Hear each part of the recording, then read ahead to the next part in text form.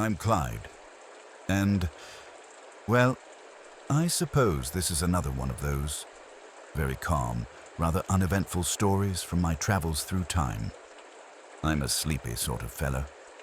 I travel here and there, whenever my stone hums in my coat pocket, and I find myself somewhere else, somewhere old, or sometimes not so old, and usually rather quiet.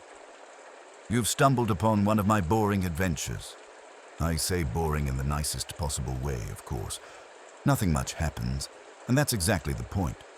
If you'd like to join me for more sleepy stories like this one, you can find all my adventures in the playlist, each one designed to help you drift off gently, like a breeze through lace curtains.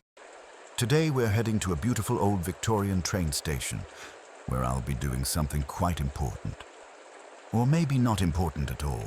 I'll be counting ceiling tiles, one by one, and we'll see where that takes us. The first thing I noticed when I arrived was the light. Not sunlight exactly, although it streamed politely through the high arched windows, but rather the light as it filtered down through layers of soot-flecked glass. The great iron canopy above the station was fitted with long panels of dusty skylights, and the sunlight arrived softened, strained through years of steam and smoke, as if the whole ceiling were a tea bag steeping in the golden afternoon. I stood still for a moment, my boots just barely clicking against the old tile floor.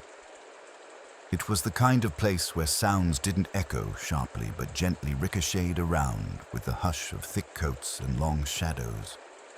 A quiet kind of bustling. The Victorian train station was just large enough to feel impressive and just empty enough to feel restful. A man in a brown suit read a newspaper by the timetable board. A couple of porters leaned against a wall with canvas sacks at their feet, not speaking, not rushing. Somewhere, a kettle whistled faintly from a tea cart I hadn't yet spotted. I made my way toward the center of the platform where an old wooden bench sat, polished smooth by 100 years of waiting. That's where I decided to sit. Just sit. I hadn't come here for anything in particular.